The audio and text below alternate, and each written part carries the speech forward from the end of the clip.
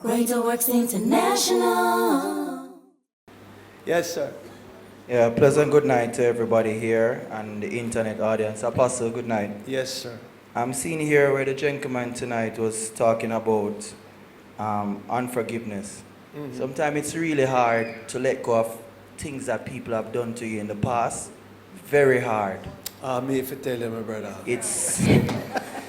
It's challenging at times Yes. because you're around the same circle because of work and so forth.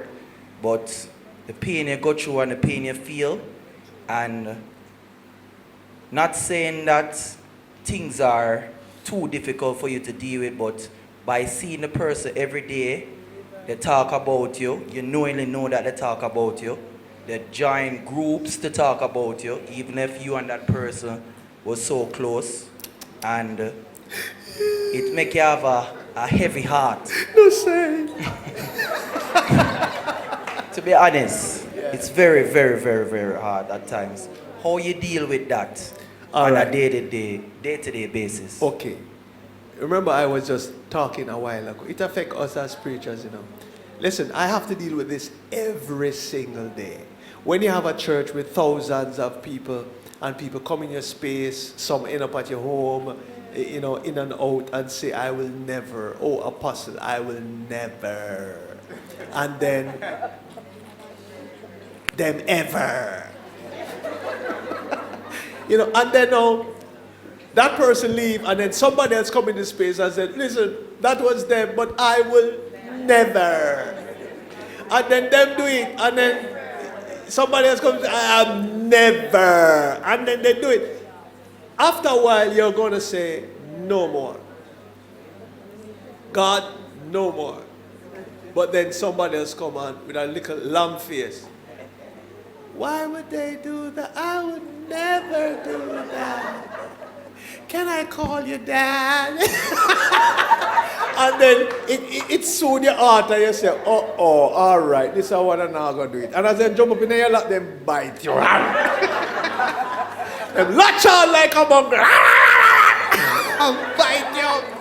And then you start to say, nowhere to turn, nowhere to hide. But listen, you keep doing good to help you now. So you approach the person that you have the problem with? Or No, you... let me tell you what to do now, okay? First thing, how you feel, what is happening on the inside of you, tell God exactly. Say, Lord, them thieving, wicked people are. The same way it come from inside of you, I call it the bitterness. The way to get it out is telling God how you feel. If you think them wicked and big nose and tan bad, same way. You say, Lord, them wicked and tan bad. God, sometimes me not feel like me like them. Me can't stand them. Same way. Tell God, same way. Just no cause no bad word though. And then, when you tell him like that, and then you say no, but Lord, you say I must love them. I don't know how to love them, God. They are wicked to me, God, and you see it and you know. Show me how to love them, God, because I don't know how to love them people. That's when Jehovah Rohi, Jehovah Nissi will step in now, because you're asking for help. Then now, what you do is write down all of them names.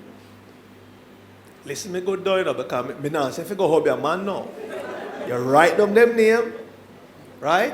And you're going to pray for them every day. At least for 7 days first, you pray for them a good prayer. And I guarantee you, by the 7th or the 8th day, that venom gone. Thank you very much. Let's start praying for them one. Just call them and say, Lord, I pray for Tony. Lord, I pray that you will touch them, bless them, forgive them. Lord, turn things around for them. Lord, whatever is troubling them, Lord, I ask that you will do something special for them. Lord, I lift up Claudette. Lord, I pray that Claudette seem like the ringleader, but God, you know her, and she can be a mighty evangelist for you. Lord, I pray that you'll use her to impact life and touch her, God. Turn things around for Claudette, Lord. Whatever she needs, God, bless her with it, God. Cause her, God, to be a mighty Christian, a warrior for you in Jesus' name. Remember, no, them not like you, and you feel like you like them either. But then you're praying a good prayer, trusting God to heal your heart. So you see how it works now. So what I do now is, folks who stab me in the back, I just commit them to God and pray for them. Listen why. It's hard to hate people who you love. It's easy for them to hate you, but it's hard for you to hate them. Listen, I can't get up like some people and just hate folks who you pour into, who you feed, I can't do that. But they easily can hate you. It is hard. A good father or mother will tell you, no matter what them son do, it's hard for hate my pitney. Oh, listen, if the child rude and bad subtle, how you gonna hate your pitney? It's hard. You might not like what the child does, but it's hard to hate them. So you will do whatever in your power to fix whatever it is. Watch this now. If them thankful and grateful to you and come back, you love it. If not, are you picnic, you love them, make them go on. But guess what? You didn't love them anyway.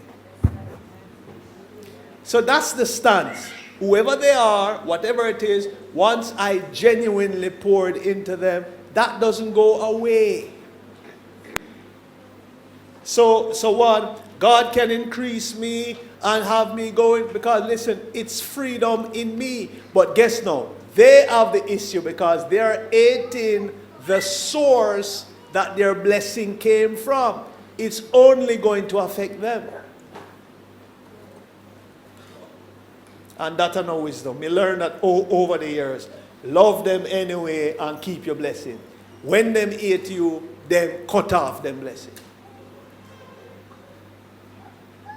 We got it? Okay.